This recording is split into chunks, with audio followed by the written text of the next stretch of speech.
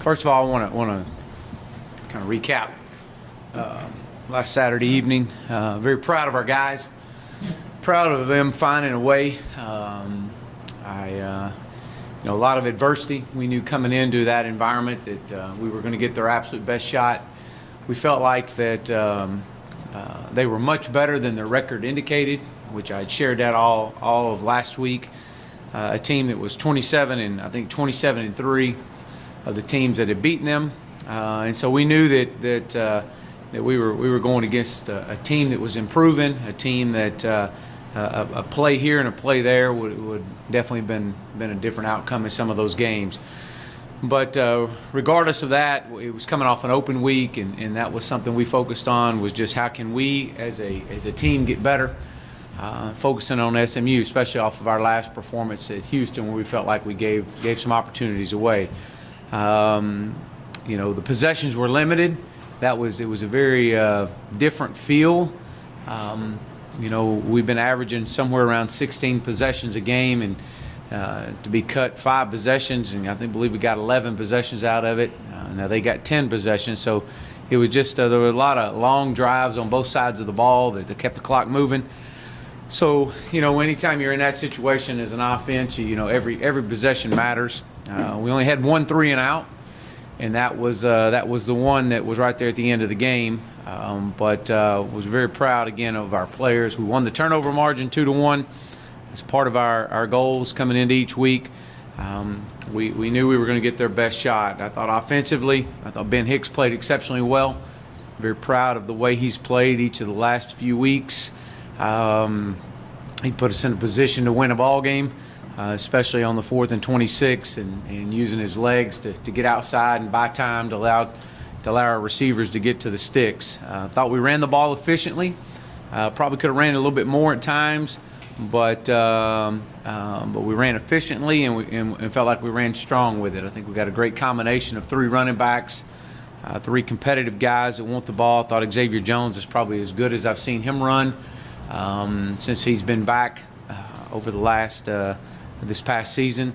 We continue to play very good third down offense, and that's always a plus. We had 2 opportunities and went for it both on 4th down. Again, proud of our guys, the way they responded. Cortland Sutton and Trey Quinn continue to give each other a great compliment, and how you're going to play those guys, and then obviously James Prochet fits into this mix as well. He's a very talented wide receiver that we're very proud of as well.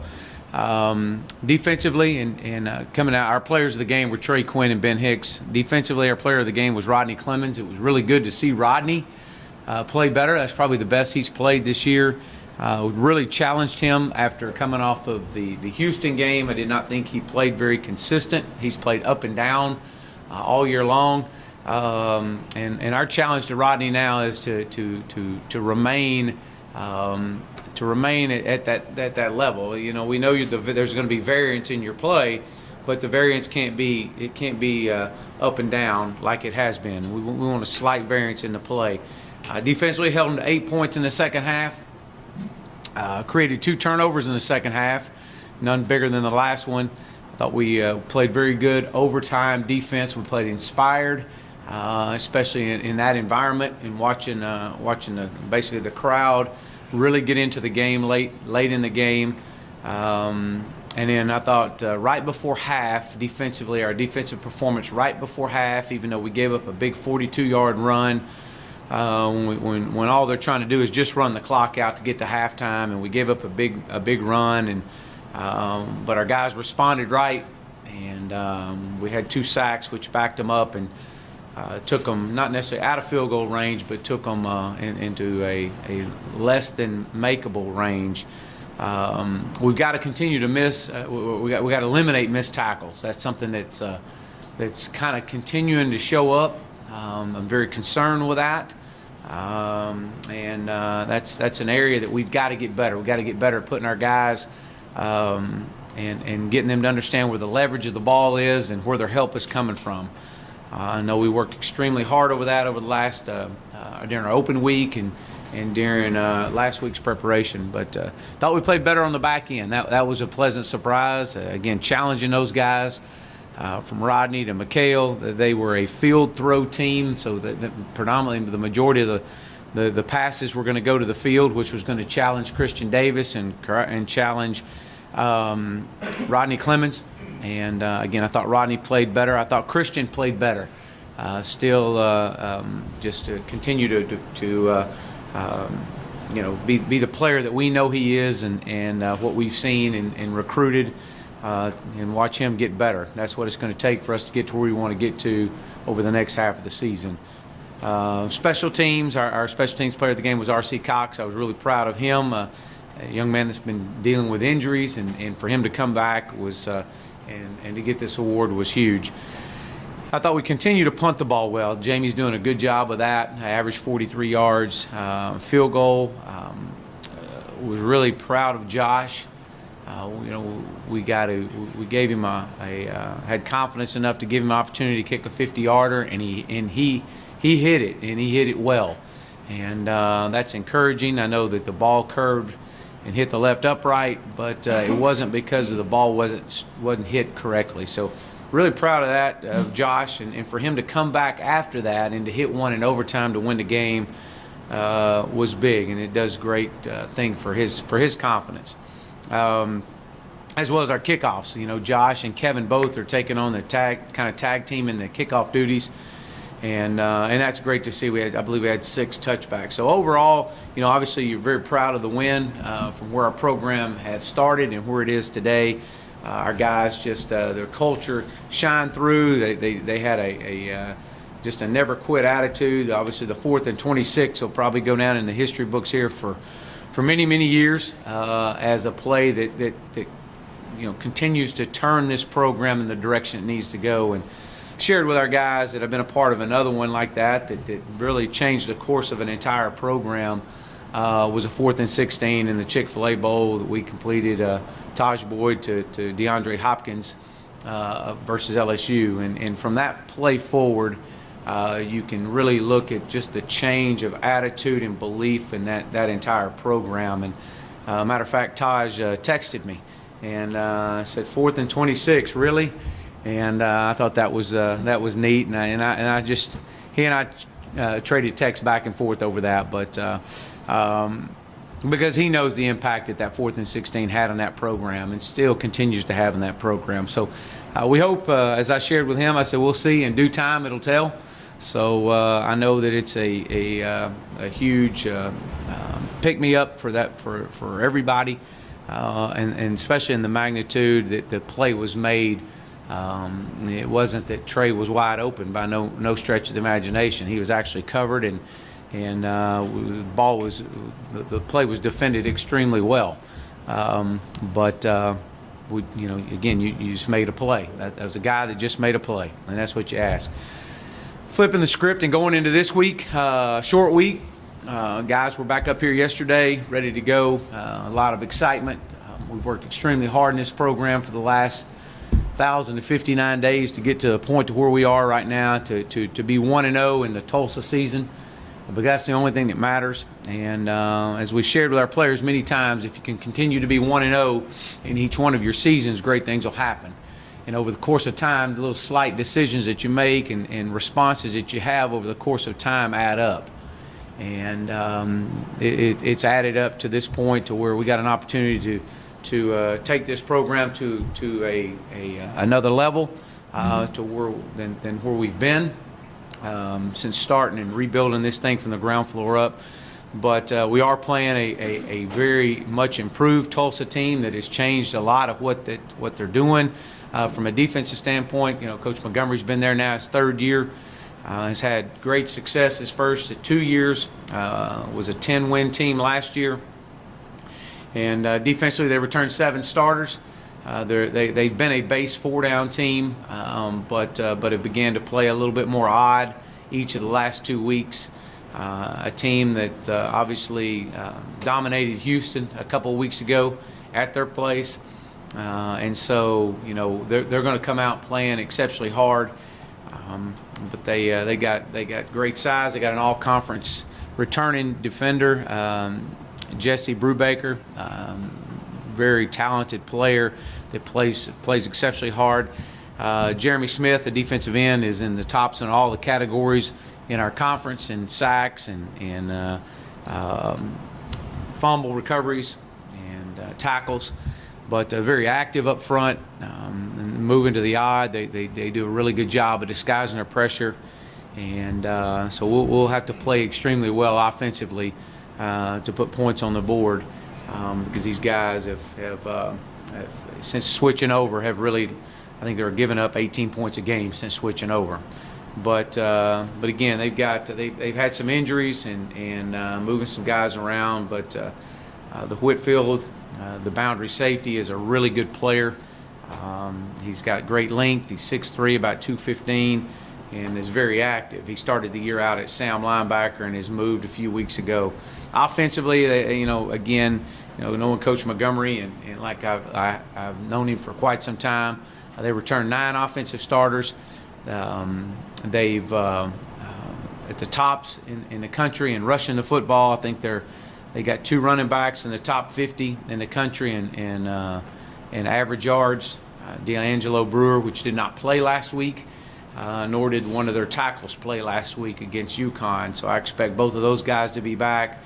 They're number 14 in the country in rushing the football. So we're going to have to play great rush defense, and that's just what they do. That's what they've been doing, and they'll continue to do that. And they'll take their shots, stretch you vertically down the field when they feel like that the box is loaded up for the run. So that's what they've done. They've been in the top in the country in scoring offense each of the last few years, and so it's there. The scheme is there. They've executed at times. They've scored 60-something points, 50-something points, 40, and then they would drop to 13. And so again, it's been up and down, but they want to run the football, and they do a great job of it. Their wide receiver core is big, a bigger group that we've seen. Average about 6'3" all the way across the board. And they have 2 guys that each have right at 500 and 400 yards, I believe. So they've got 2 receivers combined with close to 1,000 yards. The Hobbs and the Johnson kid that again, very talented young men, and again, stretch the field vertically. But offensive line is probably one of the strengths of their football team, without a doubt. They return all their guys. They got 9 returning starters on the offensive side of the ball. Definitely, after watching film of these guys, it's one of the best offensive lines that we've seen this year. They're very well coached. They knock you off the ball, and they're very sound in what they do. So we're going to have to play well, and playing well means we got to be the best we can be today, right now. And with a short week, we'll be on the practice field today and getting these guys ready to go. But again, you have an opportunity to play for something, to take this program from where we started to where we are now. This will be a special week for these guys, and for all of our team and our coaches.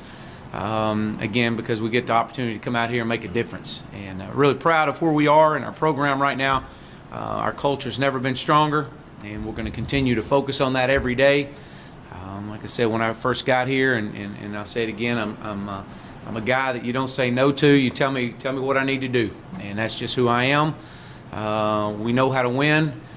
These guys are moving in the right direction, and we just got to continue to keep doing the same things that we've been doing to get us to this point. There's no magic potion, no magic dust. We're gonna sprinkle on our guys to do something different this week.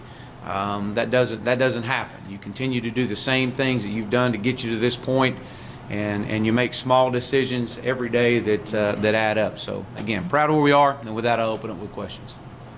So you talk about how Ben has really improved the last 3 weeks. It's 3 weeks in a row, or 3 games in a row, I should say, where he's had over 70% passing percentage. Where have you seen, what accounts for that change? Because it goes from 50 to 70 for the last 3 weeks. Well, obviously, everything starts with your preparation, and I think Coach Craddock does a great job of preparing not just our quarterbacks, but our entire offense and our staff of the plan that we want to put in.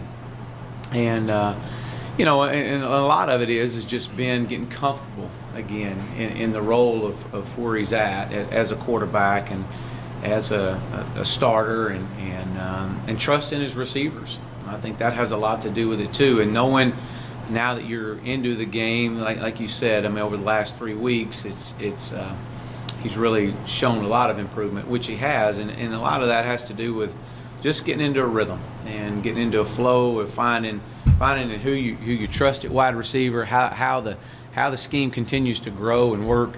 And then when you have playmakers like you do with the 3 running backs that we have, and the wide receiver core that we have, and an offensive line that protects him, you get confident, and that's what you're seeing. Just his confidence level's growing and understanding what's asked of him. Coach says it all the time to him. Look, just operate within the system. You stay within the system. The system's proven, and trust your playmakers, and that's what he's doing. What kind of injury updates do you have on Tedora or Natur or some of the guys that got banged up Saturday in Cincinnati? And then how do you balance letting them recuperate and also getting a full week of preparation in on a short week? Well, you are who you are at this point in time in the season. I mean, you're going into your eighth game, and so you use the open week because we knew this week was coming. We use open week to focus in on your techniques and your fundamentals. This week is you'll do some of that, but more so this week is again putting your game plan in, and getting your guys out there, getting them back fresh, getting their legs back up underneath them. And so there'll be a fine balance there. And how much good on good do we go? Normally we do quite a bit through the course of the week, and so that's something that we have to balance, and I have to balance as a head coach. And these guys got to, they have to take ownership in the recovery process too. We got a plan. We got our training staff does a great job. Mike Morton does a great job in getting our guys back and getting their legs back up underneath them. Coach True does. So we've got a plan that we've set. These guys got to follow it, but they got to do it in above to what we've asked of them to do. And so they'll be ready. They'll be ready to go. And I'll definitely make sure we take care of them from a practice standpoint. As far as injuries, Nick Natur will be a game time decision. We'll probably know a little bit more today. So we'll see. Jacob Tedora will be back. We fully anticipate him being back. Raymond Epps will be back. So we're glad to have those 2 young men back. And I don't know if there was anybody else that just Elijah McQueen. We anticipate him being back. Delano Robinson again being back as well. And again, when you get to this point in time of the season, everybody's injured. Everybody's got an ailment. Everybody hurts. It's just that's college football. It's that way all across the country right now. Everybody's got a bump and a bruise and banged up. That's just part of it. And it's just how you recover, or how you manage outside of your eating habits, your sleeping habits, your patterns and stuff that's going to require the elite teams to continue to grow and get better. It's a lot of how you prepare and how you take care of your body outside of the building as well. So, if Natur is unable to go, could Jacob Tedora help on the left side, or is he a right side only guy? And in which case, who would be backing up Howerton? Yeah, we would. With Jacob being back, obviously we like the combination that we had right there with Jacob and Bryce at right tackle. Hayden is a young man that's got a huge future ahead of him. Really excited about his future. He would come in if Nick's not able to play. Obviously, he would do some left guard. You could also move some guys around if you had to. Bryce has played some guard. Bryce could move to guard. Will could move over to a left guard.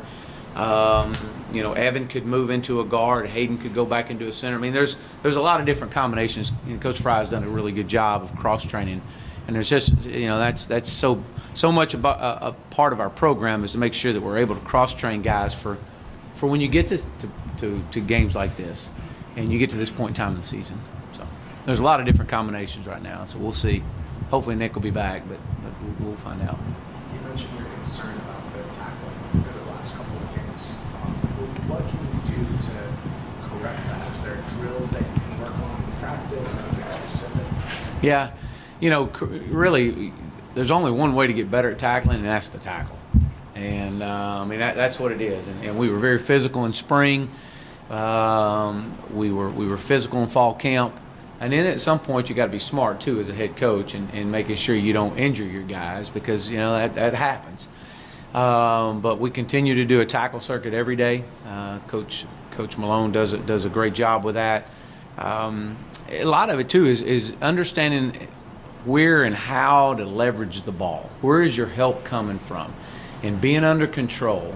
Sometimes you get out athleted.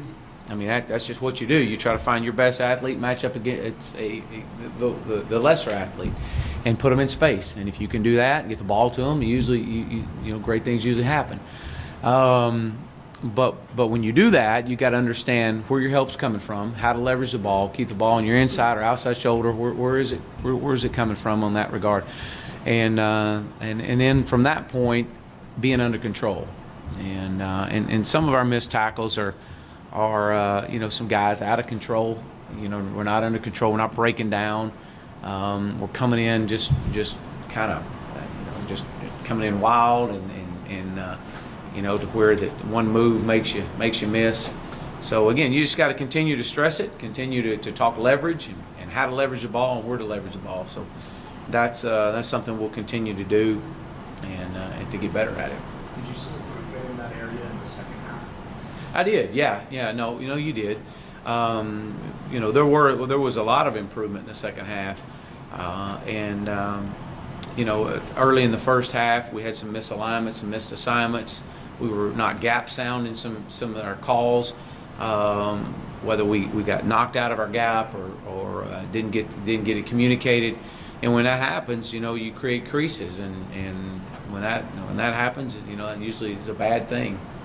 And so, but I thought our communication in the second half improved, and again to hold them to just 8 points in the second half was huge. Now it was you'd have liked to held them to none in the second half. It would have made everybody would probably had about 4 or 5 years added on to their life. But that happens. That's football, but guys made plays, and I'm very proud of our guys that stepped up and made plays. Rodney Clemens again tackled very well in space. Mason Gentry continues to be very disruptive. We had guys, Kyron Mitchell is another one that's extremely disruptive that, had again, the bumps and the bruises of a season take a toll on you, but he's right there in the mix of everything. So, and then feeding off each other. We kicked the field goal in overtime to go up, and defense goes on the field, and everybody feeds off each other. Trey Quinn goes down and grabs the turnover can and is literally standing on the sideline banging on the turnover can while the defense is out on the field. This is a guy that's, he makes the entire team better. He makes the coaching staff better. He makes his teammates better, and everybody feeds off of each other, and therefore somebody else makes someone else better. I know that wide receiver core is with him and Cortland and James, and they make a lot of people better by just their attitude and their approach every day to work. So we're very blessed and honored to be able to coach these young men, all of them. And there's not a day goes by that we don't appreciate that. So but we're proud of our guys, and look forward to just being 1-0 today. That long field goal that hit the left upright, the fact that it was that close to going in, and from where I was, it looked like it was 2/3 of the way up the post when it hit. Does that change your thinking going forward as far as how far you can be on the field and comfortably setting Josh out there? Yeah, it does, and a lot of it's the situation and where we're at in a fourth down call. But I thought, and I told Josh as he came off the field, and even though it hit the upright, I said, "Man, that thing could have went from 60."